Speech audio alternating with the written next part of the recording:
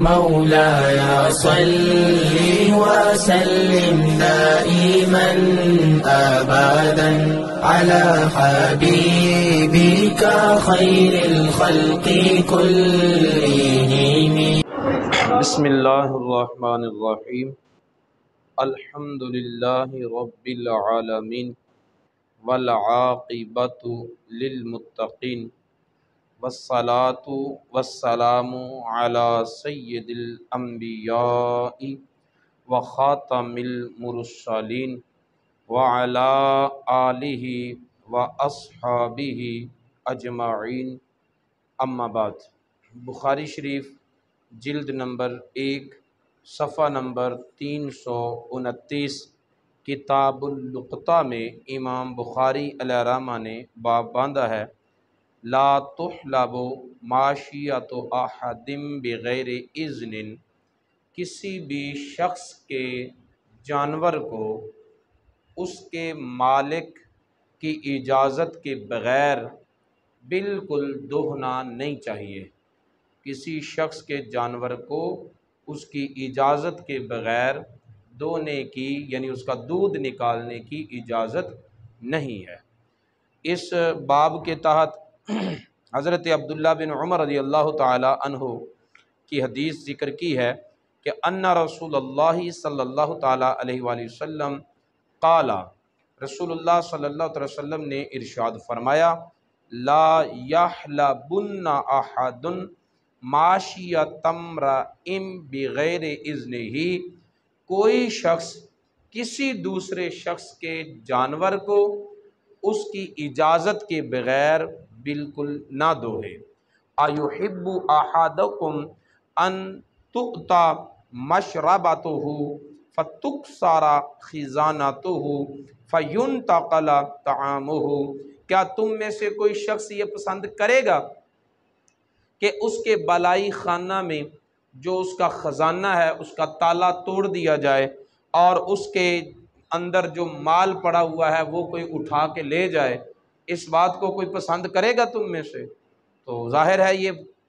کسی کو بھی پسند نہیں ہے۔ تو رسول اللہ صلی اللہ علیہ وسلم نے فرمایا فَإِنَّمَا تَخْزُنُ لَهُمْ دُرُوعُ مَوَاشِيهِمْ أَطْعِمَاتَهُمْ،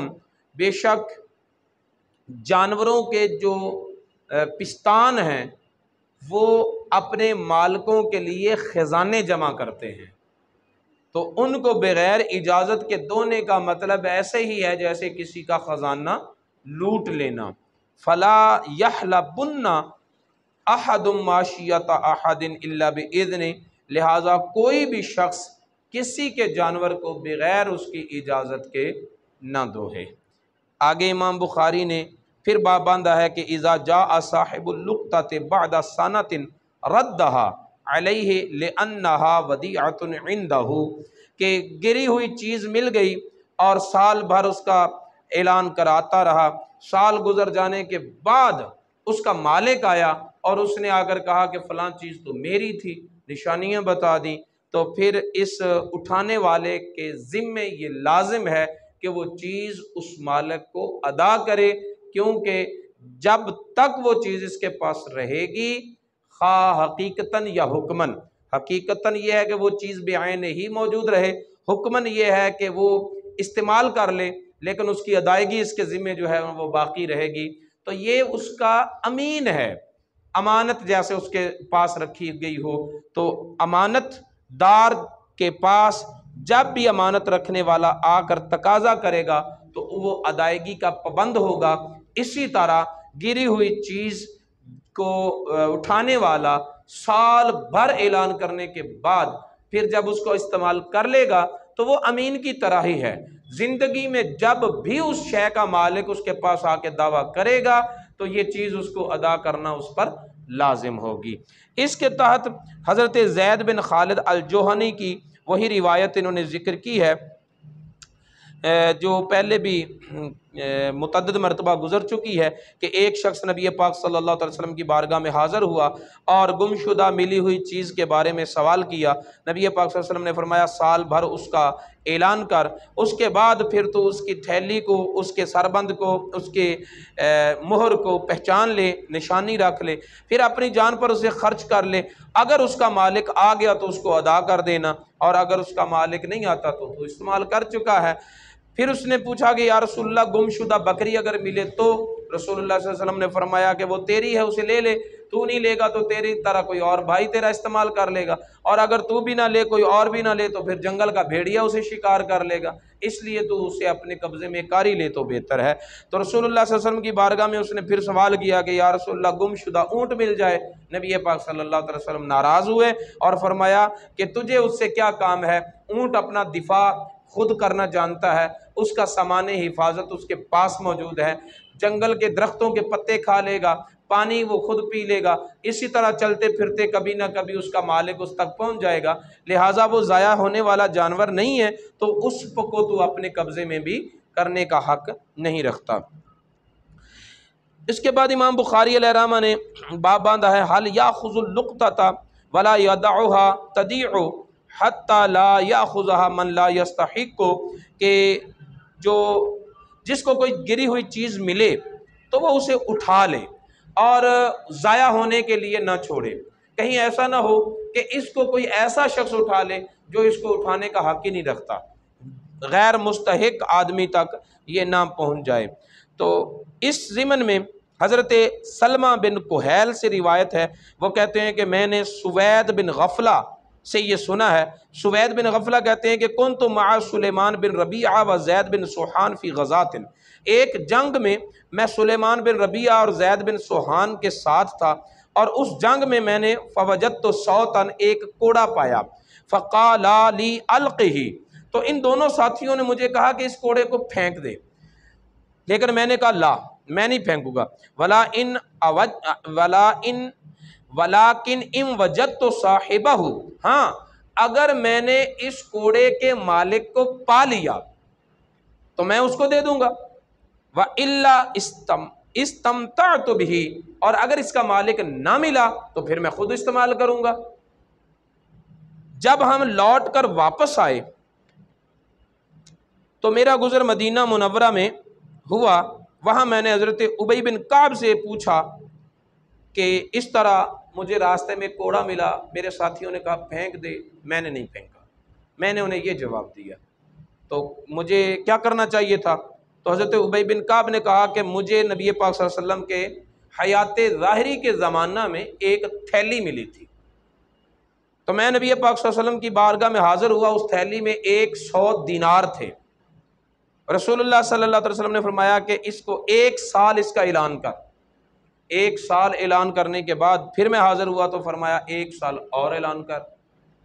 اس کے بعد میں 1 سال اور اعلان کرنے کے بعد حاضر ہوا تو میں نے کہا، عرض کی یا رسول اللہ تھیلی کا کیا کرنا ہے؟ فرمایا 1 سال اور اعلان کر۔ 3 سال اعلان کروانے کے بعد جب میں چوتھی مرتبہ حاضر ہوا تو فرمایا کہ اس کے جو اندر دینار ہیں ان کی گنتی کر لے، اس تھیلی کی جو مور ہے، سربند ہے، اس کی پہچان کر لے، اور اس تھیلی کی رنگت اور ڈیزائن جو ہے وہ نقشہ بھی یاد کر لے۔ اگر اس کا مالک آ گیا اور نشانیاں بتائے گا تو اس کے اندر 100 دینار تجھے دینے پڑیں گے۔ اگر اس تھیلی کی قیمت مانگتا ہے تو تھیلی بھی دینی پڑے گی، اور اگر نہیں آتا تو ٹھیک ہے، تو استعمال کر لے۔ حضرت سلمہ کہتے ہیں کہ اس واقعہ کے بعد میری ملاقات ہوئی ابی بن کعب کے ساتھ مکہ مکرمہ میں، تو میں نے ان سے پوچھا کہ وہ جو حدیث آپ نے سنائی تھی کہ نبی پاک صلی اللہ علیہ وسلم نے 3 سال اعلان کروایا، وہ کیسے ہے بھلا؟ تو انہوں نے کہا کہ مجھے نہیں یاد کہ نبی پاک صلی اللہ علیہ وسلم نے 3 سال اعلان کروایا تھا یا 1 سال اعلان کروایا تھا۔ تو اب اس سے یہ پتہ چلا کہ 3 سال اعلان کروانا یہ تو ہو گیا مشکوک، کہ جس راوی نے روایت کیا اسی کو یاد نہ رہا، لیکن 1 سال تو کنفرم ہے نا، جو گری ہوئی چیز ملے 1 سال تک اس کا اعلان کرنا ہوگا۔ پھر اسی حدیث کو امام بخاری نے پھر ذکر کیا ہے، اس سے پہلے جو حضرت زید بن خالد جوہنی والی حدیث ہے اس کو پھر رپیٹ کیا ہے، اور اس سے پھر ایک اور مسئلہ ثابت کیا، اور وہ مسئلہ یہ ہے من عرف اللقطۃ ولم يدفعها الى السلطان، جس کو کوئی گری پڑی چیز ملے اور وہ اس چیز کو خود اپنے پاس رکھ لے، بادشاہ وقت تک کے خزانہ میں اسے جمع نہ کروائے، تو وہ ایسا کر سکتا ہے، اور وہ مسئلہ بھی اسی حدیث سے ہی انہوں نے ثابت کیا ہے۔ اس باب کی آخری حدیث حضرت ابوبکر صدیق رضی اللہ تعالی عنہ سے مروی ہے، اور حضرت ابوبکر صدیق رضی اللہ تعالی عنہ نبی پاک صلی اللہ علیہ وسلم کی ہجرت کا واقعہ بیان کر رہے ہیں۔ اس واقعہ کے اندر ایک سین ہے، فرماتے انطلقت، نبی پاک صلی اللہ علیہ وسلم کو لے کر میں سفر میں جا رہا تھا، تو سفر کے دوران ظاہر ہے بھوک بھی لگتی، پیاس بھی لگتی، تو ایک وقت ایسا آیا کہ نبی پاک صلی اللہ علیہ وسلم کے آرام فرمانے کا وقت تھا، تو ایک چٹان کے سائے میں نبی پاک صلی اللہ علیہ وسلم کے لیے کپڑا بچھا کر جگہ صاف کر کے میں نے آرام کا بندوبست کیا۔ سرکار مدینہ صلی اللہ علیہ وسلم آرام فرما رہے ہیں، اور میں ادھر ادھر نکل گیا کچھ دیکھنے کے لیے کہ سرکار مدینہ صلی اللہ علیہ وسلم کے کھانے کا کوئی انتظام کرو۔ اب اندازہ کریں کہ جتنا سفر رسول اللہ نے کیا ہے، صدیق اکبر نے بھی تو کیا ہے، آرام کی ضرورت رسول اللہ صلی اللہ علیہ وسلم کو ہے، صدیق اکبر کو بھی تو ہے، لیکن حضرت صدیق اکبر کے عشق کا مقام یہ تھا کہ رسول اللہ صلی اللہ علیہ وسلم تو آرام کریں اور میں ان کے لیے مزید انتظام کرتا۔ چل پڑے، فرماتے ہیں فَإِذًا أَنَا بِرَاعِي غَنَمٍ، تو میں نے وہاں پر جنگل میں ایک بکریاں چرانے والا دیکھا، يَسُوقُ غَنَمَهُ، وہ بکریاں ہانک رہا تھا، چرا رہا تھا۔ میں نے اسے کہا فَقُلْتُ مِمَّنْ أَنْتَ، کس کی طرف سے ہے تو، یعنی کس شخص کی بکریاں چرا رہا ہے؟ اس نے کہا لِرَاجُلٍ مِّن قُرَيْشٍ سَمَّاهُ، قریش کا فلاں آدمی، اس کا نام بھی بتایا۔ فَعَرَفْتُهُ، صدیق اکبر فرماتے ہیں میں اس کو جانتا تھا، وہ میرا واقف تھا، تو میں نے اس سے کہا کہ حَلْ فِي غَنَمِكَ مِن لَبَنٍ، تیری بکریوں میں کوئی دودھ دینے والی بکری بھی ہے؟ اس نے کہا ہاں نعم ہے۔ میں نے کہا فَهَلْ أَنْتَ حَالِبٌ لِّي، کیا تو میرے لیے کوئی بکری چوئے گا، دودھ دوہے گا؟ وہ کہنے لگا ہاں دھوتا ہوں۔ فَأَمَرْتُهُ، میں نے اسے کہا کہ ٹھیک ہے تو بکری کا دودھ دو۔ فَاعْتَقَلَ شَاةً مِّنْ غَنَمِهِ، تو اس نے ایک بکری جو تھی وہ دوہنے کے لیے باقی بکریوں سے الگ کی۔ ثُمَّ أَمَرْتُهُ أَنْ يَنْفُضَ دَرْعَهَا مِنَ الْغُبَارِ، تب میں نے اس سے کہا کہ اچھا دودھ دونے سے پہلے نا بکری کے تھن دھو لے، گرد و غبار لگا ہوا ہے، مٹی لگی ہوئی ہے، تو تو اس سے پہلے دھو۔ ثُمَّ أَمَرْتُهُ أَنْ يَنْفُضَ كَفَّيْهِ، جب اس نے بکری کے تھنوں کو دھو لیا تو حضرت ابوبکر صدیق فرماتے ہیں پھر میں نے کہا کہ اب تو اپنے ہاتھ بھی دھو، بکری کے تھنوں کو بھی دھو، اپنے ہاتھوں کو بھی دھو۔ اب اس سے اندازہ لگا لیں کہ عرب کے کیسے بدو تھے لوگ، جن کو دودھ دونے کا سلیقہ بھی رسول اللہ کے خادم سکھا رہے ہیں، کیسے لوگوں کو نبی پاک صلی اللہ علیہ وسلم نے تربیت کرتے ہوئے ساری دنیا کے لیے ماڈل اور نمونہ بنا دیا۔ وہ فی نفس ہی اس طرح کے لوگ تھے کہ انہیں ہاتھ دھونے کی بھی خبر نہیں تھی، وہ بھی کہنا پڑا صدیق اکبر کو، بکری کا دودھ دوتے ہوئے تھنوں کو دھونے کا بھی اسے کوئی خیال نہیں تھا، یہ بھی صدیق اکبر کو کہنا پڑا۔ کہنے کا مطلب یہ ہے کہ ان کی عادت ایسے ہی تھی، نہ بکری کے تھن دھوئے نہ اپنے ہاتھ دھوئے، اور پتہ نہیں جس برتن میں دھوتے ہوں گے وہ برتن بھی دھو لیا کرتے ہوں گے یا نہیں، بس ایسے ہی دوہا اور استعمال کر لیا، نہ اس کھانے میں انہیں کوئی کراہت اور نہ کسی اور کو کوئی برا لگا۔ یہ سارے سلیقے اس قوم کو رسول اللہ صلی اللہ علیہ وسلم نے سکھائے۔ کیسے لوگ تھے جن کو رسول اللہ صلی اللہ علیہ وسلم نے ایسی تربیت کی کہ وہ ساری دنیا کے لیے ماڈل اور نمونہ بنے۔ پھر دوسری طرف تصویر کا دوسرا رخ دیکھیں کہ صدیق اکبر رضی اللہ تعالیٰ عنہ اتنی احتیاط کر کیوں رہے ہیں؟ کیونکہ یہ دودھ رسول اللہ کو پیش کرنا ہے، نبی پاک صلی اللہ علیہ وسلم کے لیے دودھ کا انتظام کر رہے ہیں، تو کتنے اہتمام کے ساتھ۔ اس سے صدیق اکبر رضی اللہ تعالیٰ عنہ کے عشق اور محبت اور سرکار مدینہ صلی اللہ علیہ وسلم کے ساتھ جو بے لوث محبتیں ہیں ان کا پتہ چلتا ہے۔ فرماتے ہیں کہ اس نے دونوں ہاتھوں کو دھویا، فقال ہاکذا ضرب احدی کفیہ بالاخری، اور اس نے اپنے ہاتھوں کو دھوتے ہوئے ایک ہاتھ کو دوسرے ہاتھ پر مارا، یعنی اچھی طرح دھوہا۔ فحلب کفبۃ من لبن، ایک پیالہ جو تھا، جو پیالہ پتھر کا بنا ہوا نا اسے کسبہ کہتے ہیں، پتھر کو اندر سے گول کر کے پیالہ بنا لیا کرتے تھے، اس کو کسبہ کہتے ہیں۔ تو اس ایک کسبہ جو تھا انہوں نے نا دودھ کا وہ بھر دیا۔ وقد جعلت لرسول اللہ صلی اللہ علیہ وسلم اداوۃ علی فیہا خرفۃ،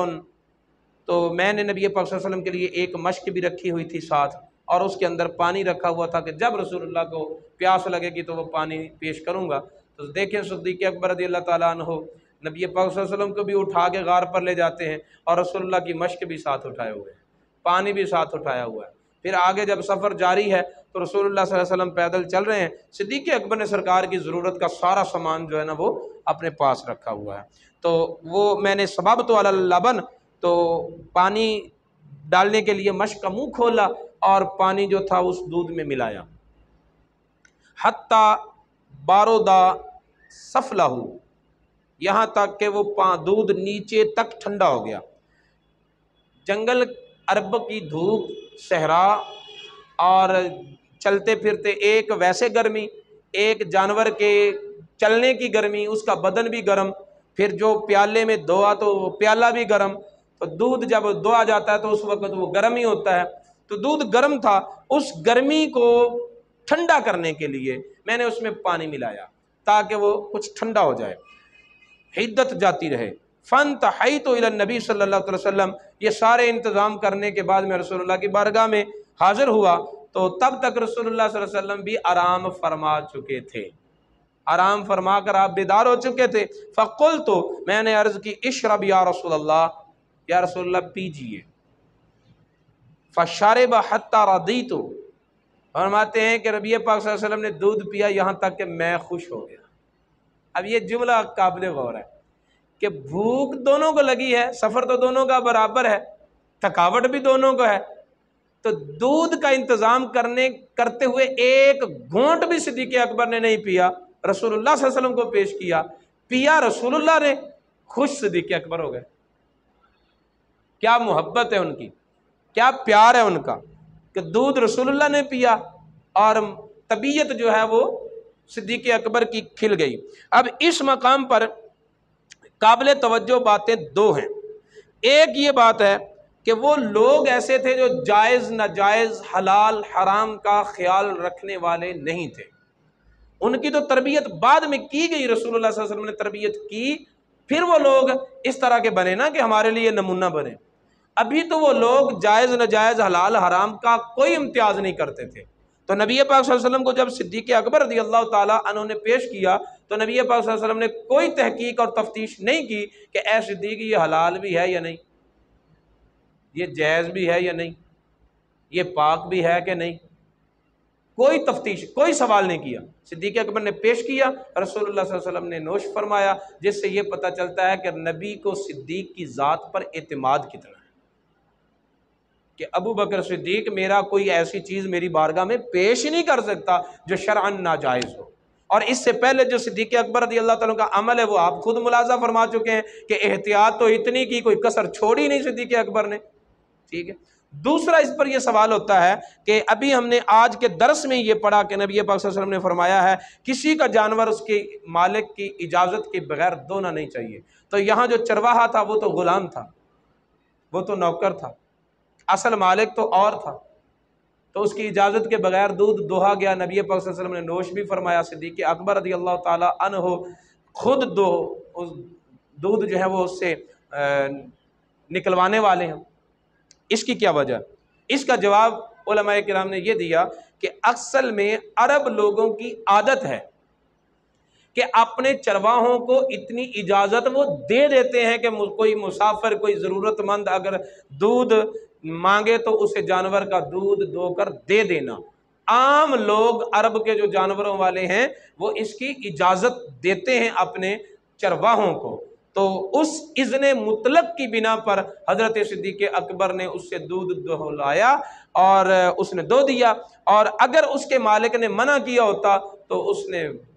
خود ہی دو کر نہیں دینا تھا، تو صدیق اکبر نے کہا اور وہ بندہ مان گیا، تو اس کا مطلب یہ ہے کہ اس کے مالک کی طرف سے اسے اذن تھا، اجازت تھی کہ اگر کوئی بندہ دودھ مانگے تو اسے دودھ دے دینا۔ اس لیے اس